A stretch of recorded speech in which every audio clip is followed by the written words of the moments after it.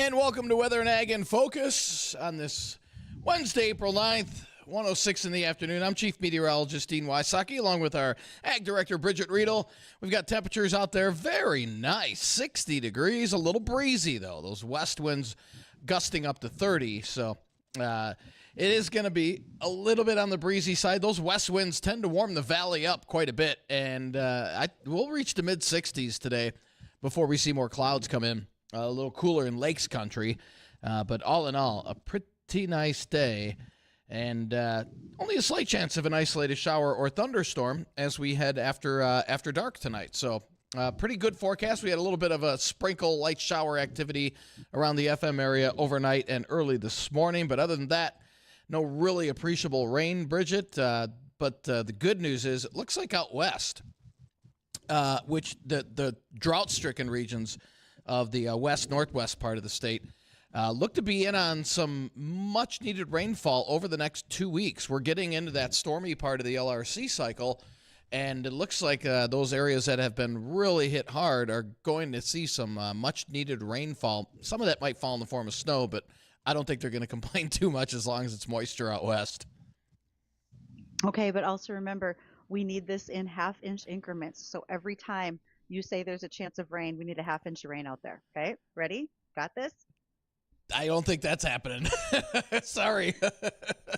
The blank look on your face said it all. Yeah, okay, right. Never mind. It's like, wait a minute. Thought I'd try.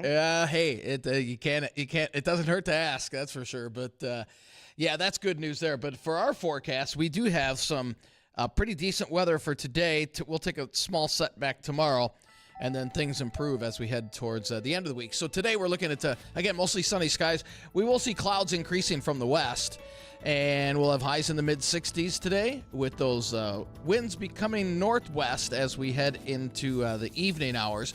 And then an isolated shower or thunderstorm possible after dark tonight, with lows dipping down into the upper 30s, and clouds kind of hang tight tomorrow. And it will be breezy. An isolated shower can't be ruled out the first half of the day with highs upper 40s to near 50. And then the sun returns on Friday, low 60s, and windy conditions over the weekend. Winds gusting 30 to 40 on Saturday with highs in the upper 60s. We'll stay in the 60s on Sunday with a chance for a few showers. And then Sunday night into Monday, cold air rushes in, and yeah, we'll probably see a few snow showers Sunday night into Monday with temperatures crashing quickly on Monday in the 40s with a strong north wind. It'll feel like February when we hit Monday. So enjoy Friday, enjoy today, enjoy Friday, enjoy Saturday. Looking more spring-like around here. So we're seeing less and less chances of that winter weather, although we still, according to the LRC, have two more storms after this one. The main one coming in towards the end of the month. That's going to be the big wet one, and that might be our last snow. We'll see. We'll see how it pans out. I hate to see snow at the end of April. By then, you like it all rain. Well, we did it last year, where we took a lot of rain at the end of April into May, and then throughout the season, things were sort of okay. We got towards the end of our growing season and hit a flash drought, and yet saw some fairly decent corn bushels in specific areas. It wasn't widespread, but it was very interesting to note who said they did very well with their corn yields or even soybean yields versus what they got for rainfall. So it's interesting to watch. Yeah, and it looks like kind of the same pattern this year. That end of this month into the first few days in May is going to be really wet around here. And then we'll kind of mellow things out for about 2.5 weeks during the month of May. So we get a little rain, some dry weather to start the planting or continue the planting, and then more rain coming in towards the end of the month.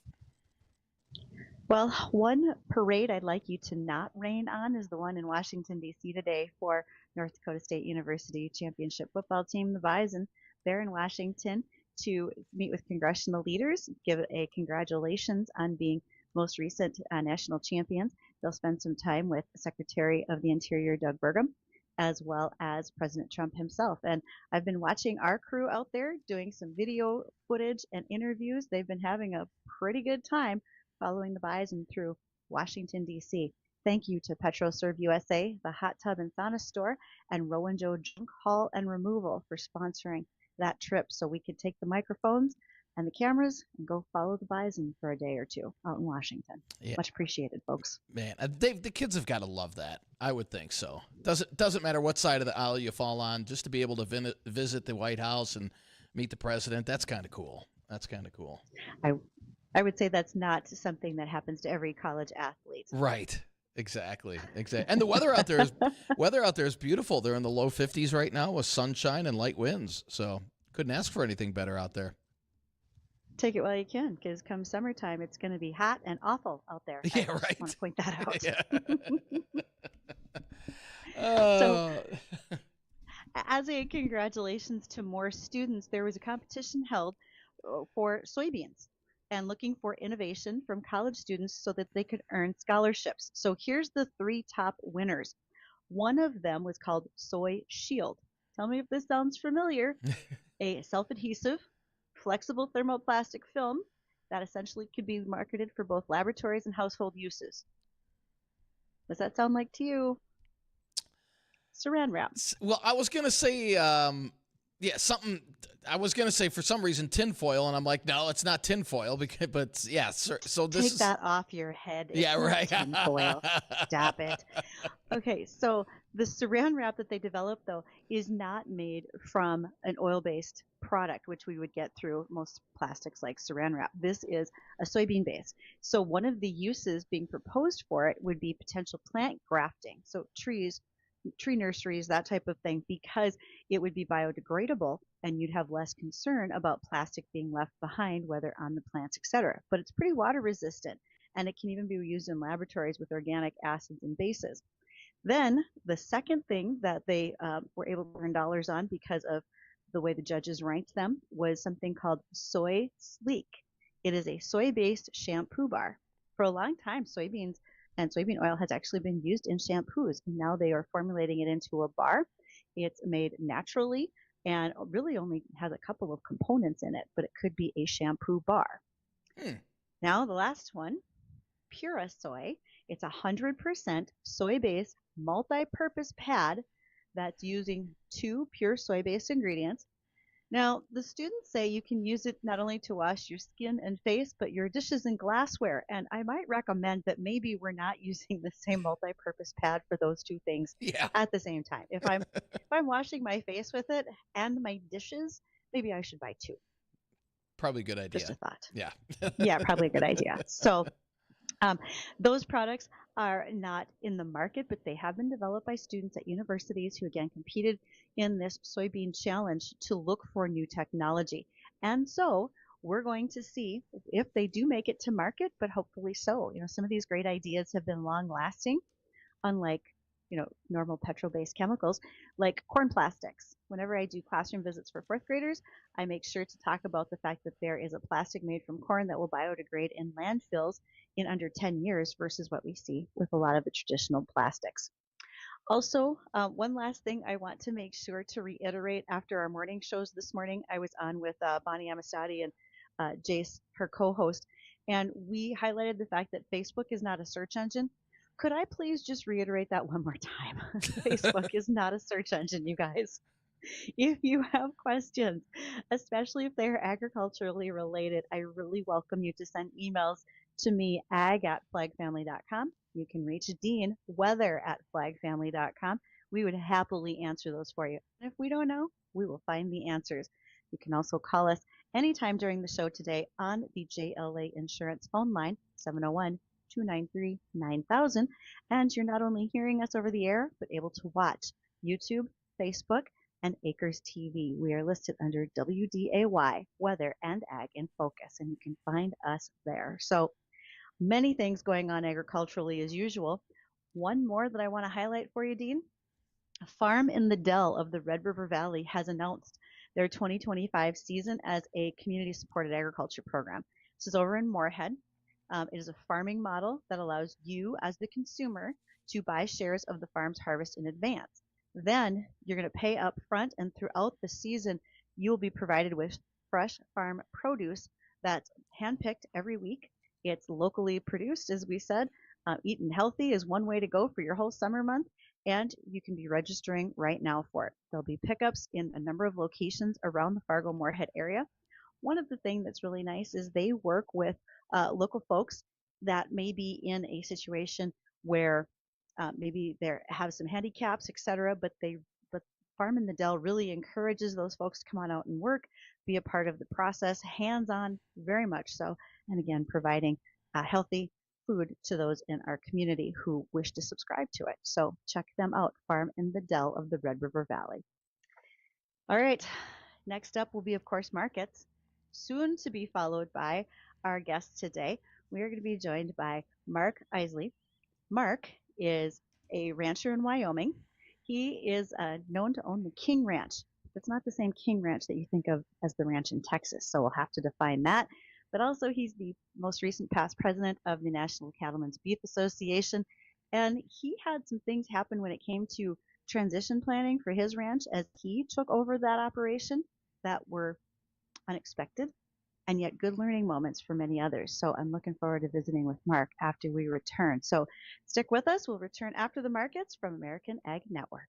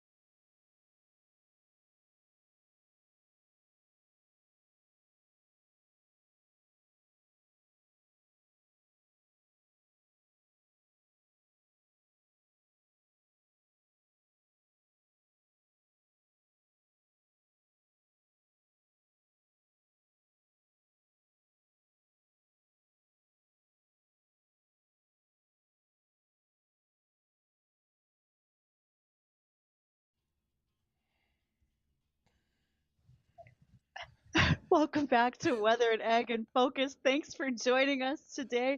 It is great and sunshiny out there. Hope it is wherever you might be listening to the show today. Remember, technology is supposed to help your farm and ranch run smoother, not cause you stress. If you're worried about anything stressful, especially if it relates to your cybersecurity, it's time to call Chris Sherman over at Tech Support Farm. And Chris would be happy to do an evaluation with you as to what your needs might be and how he can help to solve problems you may have going on.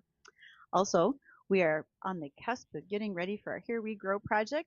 Dean and I are custom farming 20 acres of wheat this year, and some of those project sponsors this year include Gowan USA and Red River Retention Authority. Thanks to both of them for returning and wanting to be a part of the project this year. As we get into May, you'll hear those sponsors join us and talk about what they do with us on Here We Grow, and also how they are impactful to agriculture in our region. Speaking of those impacts, to introduce our guest today, he is a rancher in Wyoming. His name is Mark Isley. He is past president of National Cattlemen's Beef Association. And Mark, where are you today in Wyoming? I am in the southeast corner, just outside of the capital city, Cheyenne. Excellent. All right, how about a little background? You're the King Ranch, but not like the King Ranch out of Texas, I'm afraid. I feel a little bad for that comparison.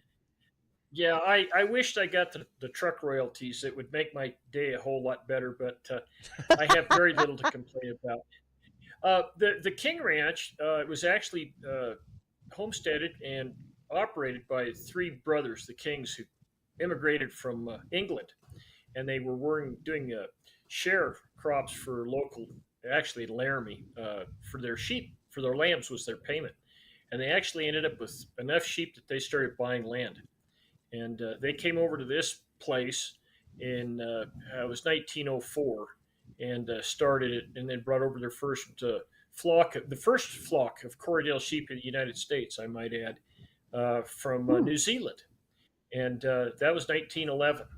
And they were in that sheep business through family members until 1968, and then we made the change over to cattle. So in 1968, were you a very young kid as part of that operation? I wasn't even part of the operation, but I was a very young boy. We grew up in the neighborhood where the ranch was at. My mom and dad had a place about 12 miles away. And I ran into these folks when they were doing some custom hay for the neighbors who they were related to, and it's but that's where it started. It's a very interesting bunch of folks, and great ranch, great reputation. So, can you tell us a little about your operation today? Who's involved? And I know you, like you said, since 1968, you've made the move to cattle. What breed are you raising? Well, I've been here since 1974, so I actually celebrated my 50th year here last August. I guess I'm dating myself a little bit, but we're running red and black Angus. I've got two daughters and a son. The daughters are doing most of the actual ranching. The son's a partner with us on the yearling side. He's actually a pharmacist in town, which is another story. But the girls do it all. We're at pretty high elevation for most folks. We're right here at 6,400. Our high end of the ranch, our private ground, is 7,100 feet. And then we take a third of our cows to the, not quite, about 25% of our cows to the national forest. And that's at, it's about 8,600 foot elevation there. And Mark, I'll tell you what, you guys along that part of southeastern Wyoming, western Nebraska, all the way up through western Dakotas in a pretty nasty drought here. How are you guys handling that over the last 6 to 8 months? It's both a blessing and a curse. Mostly it's a curse.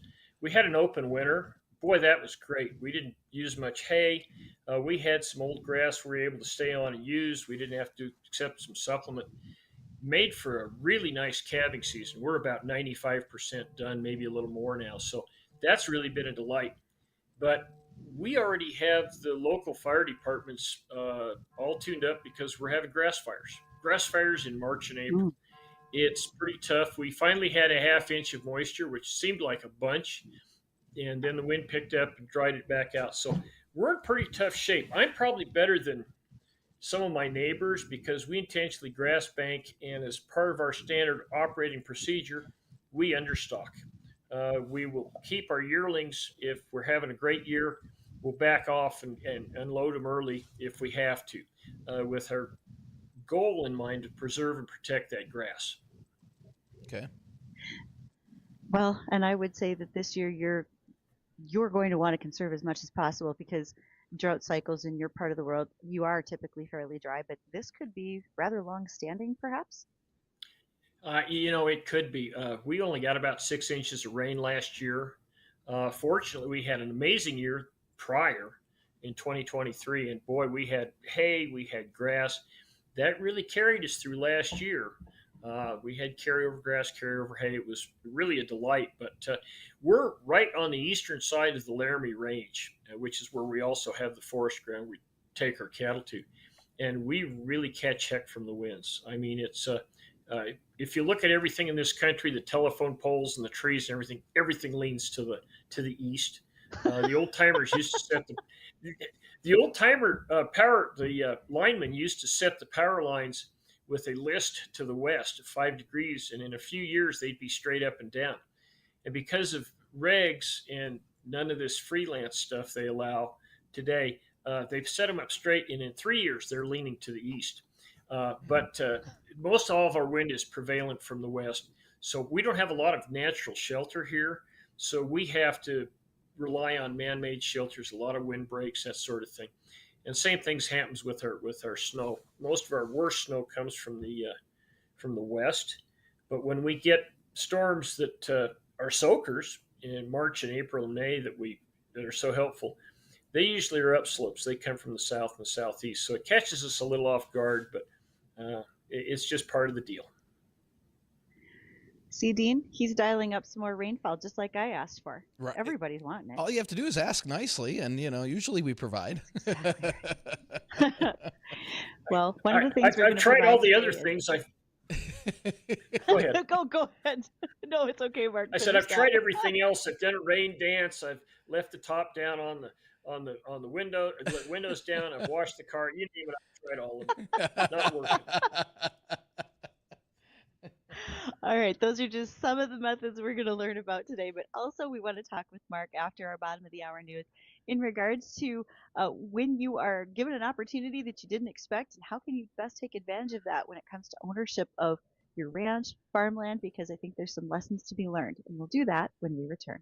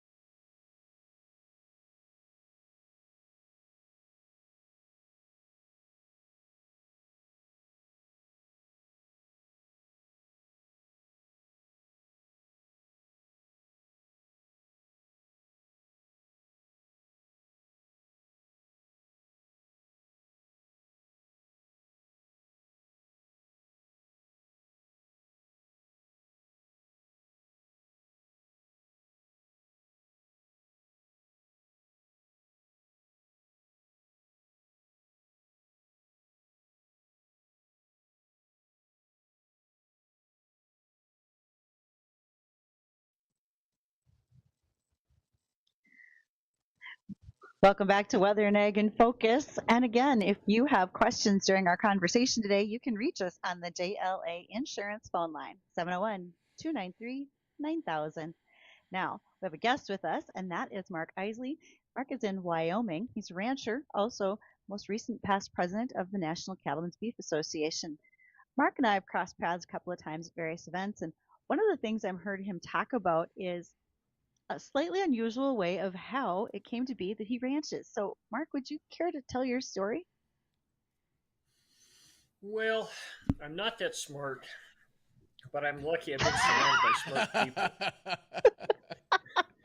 So, well, seriously, what I've noticed, sometimes, and I've done a lot of speaking in the last year when I was traveling so much for NCBA, but I've asked a lot of folks in the crowd if they've ever seen Forrest Gump the movie, and they usually raise their hands and say, "Yeah, we have." Well, my life is a little bit like that. The difference was I'm a little bit sharper than Forrest was, and I paid attention to my surroundings, and I realized sometimes there were opportunities, sometimes there were historical things happening that most people weren't catching. And I tried to key on that, especially in regards to the ranch and the locale and how politics and those kind of things moved it. And so I was my mom and dad have a place. They both came from ranching families, but it wasn't big enough for me to go back to. My dad and I partnered on some stuff. We did some custom haying, but I was getting an education, and I was in high school and then later in college. And these folks, the King family, Ann and Jerry, hired me for summer help. And they must have taken a liking to me because I couldn't get away from them. They didn't have any kids, but they had family on both sides. And I really watched them, the way they operated. They were just an amazing couple. He was just this amazing numbers counter. He knew everything about business, weights and measures and costs and analysis and ratios, and a great stockman. And she was really a great stockman. She was so tuned into the livestock and the cattle and very much in tune with the ranch as far as nature, seasons, grass, the tide of things as they'd ebb and flow. Great business couple.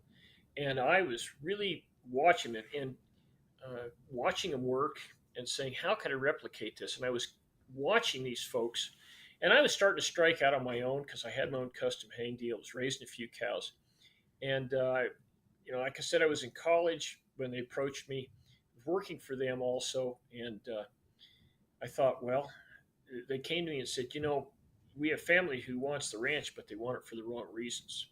We think one part of the family wants to carve it up for their own use, sell it off, and the other half of the family has a ranch, but they weren't pleased with how they were managing it. And they said, well, we like you. You're going off on your own. You're not asking for anything. We think you should partner with us. And this is one of those aha moments that I keyed in on, that maybe something special was happening here. My dad said that. He says, these are pretty special folks. I think if you're loyal to them, they'll be loyal to you in return. And so it was really important how I paid attention, because I was mostly focused on two issues. I was focused on getting my education. I wanted to make sure and I did. I got a great education, ag engineering, and I had job offers. But this thing pulled me back in, and I really kind of wanted to have cattle. I wanted to have machinery. I'd been around that my whole life. I admired those kind of folks who were doing that for a living. I'd been to brandings and roundups and fed cattle in the winter, and I really liked the lifestyle. And my father says, you've been outside your whole life.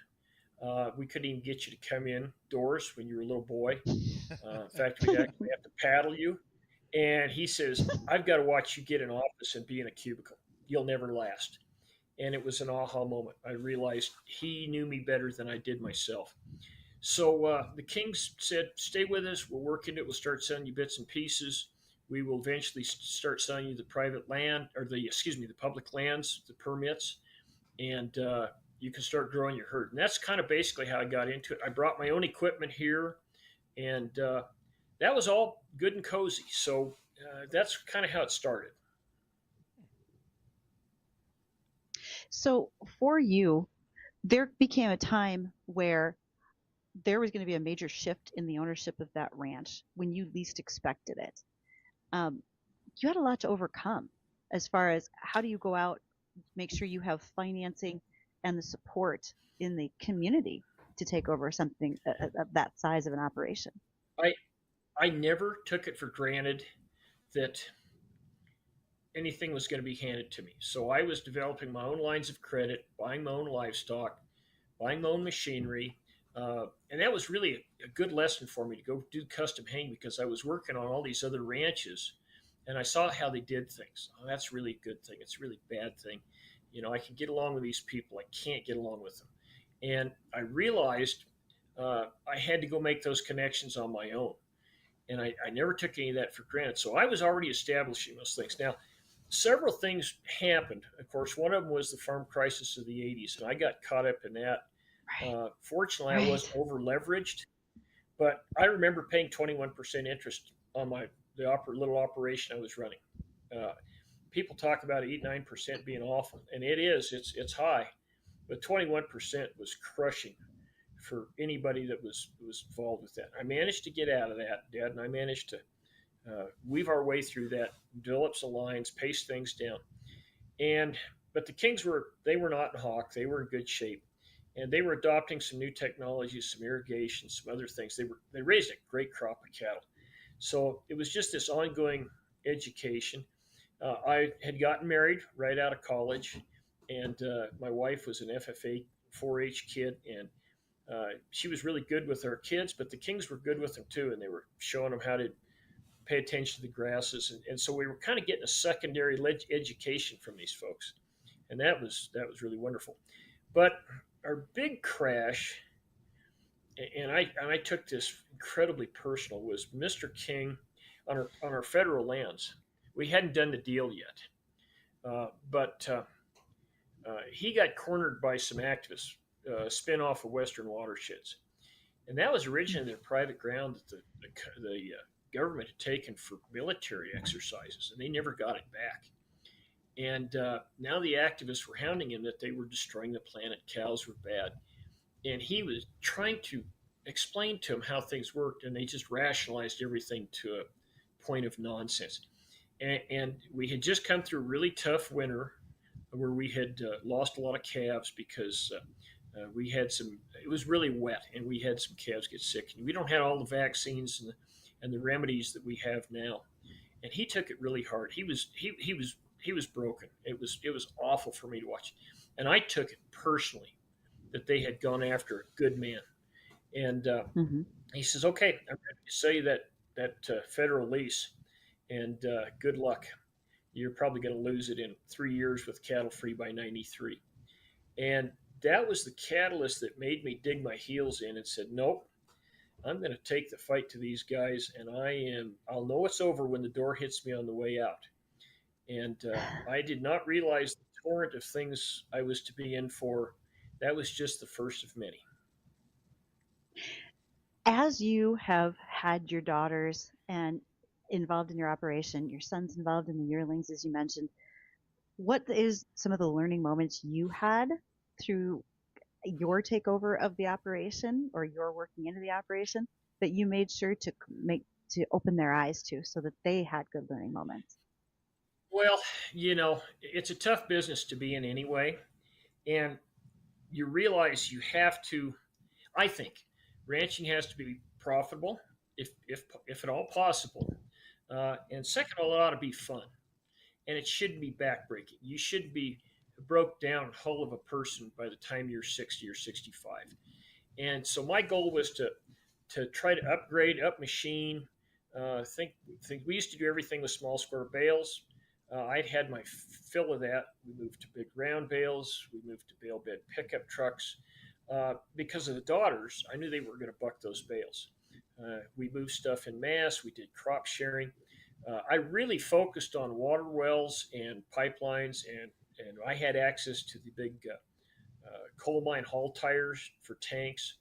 And that way we didn't have to haul water. We didn't have to be concerned about shorts. If the wind wasn't blowing, the windmills didn't turn. So I put in solar. And the girls, like most young people today, are quick to adopt technology. So they do a lot of other things. We've computerized our records. We have ongoing records with QuickBooks, finances. They take care of our DOT licensing, our federal permitting, our state land leases, uh, all the finances. They work with the banker, and they do some drone work. We've got cameras in certain locations, so they've adopted that. So the ranch originally ran about 350 cows, and that's a lot of cows in our country because it takes a lot of country to run them. But it took five or Mm-hmm. six of us to run that deal. We've had some of the planets align for us, and we bought the ranch next to us in 2015. And so we basically doubled the size of the ranch, plus added some leases, and we're doing that with 4 people. So we and our and so even though like we're in a drought, I try to look at the glass as being half full. What can we do now? Well, we've got some extra time because we're not in the hayfield or we're not, fussing over those kind of things. So how can we improve our infrastructure? How can we build windbreaks, plant tree rows, add tanks? Do we need to drill some more wells? Can we add some solar? Those kind of things. That's kind of the road I've taken us down. And Mark, we've got an email question from one of our listeners asking, since you've been doing this, what has been the most enjoyable part of your operation, and what's been the most difficult? I love all of it. I even enjoy the bad weather, as silly as that sounds, because boy, you know you're alive when you're cold and you're hungry and you come in and you warm up and get something to eat, or you come in and get something cold to drink on a hot day. I love watching stuff grow. I love watching calves. I'm a little sad when we have to put them on the truck, but that's part of the deal. I love working with the family, and when you can work with family and it's good, it's great. And so we sit around, we have meals together, we will brainstorm together, we'll do some recreational things in our off time together. So that's a great way to raise the family. Plus, I've got 4 grandkids now. I just had 2 of them in the last 2 weeks added to the clan, and I'm looking forward to that time. The thing that's the toughest for us is we are right against the city of Cheyenne. City has grown out to us, and Mm-hmm. so there's a tremendous amount of pressure, and that's some of my journey. I had terrific battles with eminent domain and condemnation after the Kelo versus New London, Connecticut issue came out. Uh, the Wyoming Stockbrokers Association, the networking I'd done with them, and I had been a member for quite a while, and also my membership with NCBA, that networking was invaluable because I knew we needed to rewrite that legislation. And that was it. So it was eminent domain and condemnation. It was environmental activists, and of course battles over water. There's always battles over water. Who gets it? And the city has dominated that in our state. Even our state engineer who oversees the waters is not been as much help as we'd wish. So those were some of the challenges. You throw some economic mix in there and the fall off for the price of cattle. Pretty challenging stuff. And then I'm wanting to raise a family and expand. So we did what we could. So, Mark, our last question for you is this. If you, as a cattleman, have something you want to make sure that the public hears, what is it? Yeah, I think it probably is estate planning transition. Uh, that was one thing. We had a wreck with the Kings after we had that year in '90 where he was cornered. I finally ended up. He didn't want to be here anymore. This was his family's place, but he wanted gone. She was not going to leave, and so it took him 4 years, but they finally decided to get a divorce, and he packed up and moved to California. He never wanted to see snow or snow shovel again, and so I've got this divorce, and I have to get through this with them on the separation of ownership. That got resolved fairly well, but then I had to buy in and buy his share. Uh, and the problem with that was I'm a non-blood heir, and so I had some real challenges. So King and I spent 7 or 8 years doing our estate planning, We set up a trust. We did several different things to make sure that transition would take place financially, legally. Uh, and then we were really scared of the estate tax because the estate tax was 0%, but I knew it was going to change in 2011. And what I didn't know, Mrs. King died 7 days into 2011, and that tax rate went from 0 to 55% for non-blood heir. So I owed 55% of the ranch value immediately upon her death. Fortunately, because of our planning, we had backup plans. There was always the thought that could happen. We had arranged financing. We had even hired some retired IRS agents to steer us through that. And we were able to reduce that to about 15% of the valuation for the assessment. We'd already had assessments done for the ranch. And so we were ready when that happened, as painful as it was. You have to do that. And they said, well, a lot of folks go, oh, I can't spend $5,000 or $7,000 for an estate plan. Okay, tell me how you're going to come up with the $750,000 to pay off the IRS if you don't have that estate plan. I think that'll be a lot tougher than the $5,000 to $7,000. So I can't stress that enough. And everybody needs to sit down. We have quarterly meetings and sometimes more often with our attorney, just to understand what everybody's role is, financial, legal, those obligations, order of succession. And that's critical. And then I did something else. And this is simple. This doesn't cost much. And I really want to talk about this. I put together an operator's manual for the ranch because in 2015, actually it's 14, right before I was president of Wyoming Stock Growers, I had a health issue and it almost killed me, literally. And I realized I better get my own estate plan and transition in place. So the wills and trusts we worked on that. And what I did though was I realized they don't all understand the day-to-day nuances and priorities for the ranch. So I actually went and sat down one night in front of the TV with a spiral notebook, and I wrote down everything by season and priorities and the stuff that was happening to us. Are we getting up on against the clock? I'm trying to make sure we're okay. We got about a minute and a half, I think. Right, Okay. Edison? I think so. I put this little notebook together with everything that happens. Drain the tanks, change the oil, order fuel, get your fertilizer, seed mixes, anything I could think of, part numbers, serial numbers for equipment, contacts, bank account numbers. Made 5 copies, gave them to everybody. It cost me $35 to do that. I could literally die today, and everyone has a working handle. That is the best advice you could possibly give, Mark. Perfect advice, right? How many times have we seen the 65-year-old take over from his 85-year-old dad and has no idea what to do because dad did it all? And it's a bad situation. Mark Isley from Wyoming, past president of NCBA. Thank you for joining us today, folks. It's been a fabulous afternoon full of information. Don't go anywhere. The Jay Thomas Show is coming up next, and you'll catch Dean with a weather report right after 2 o'clock.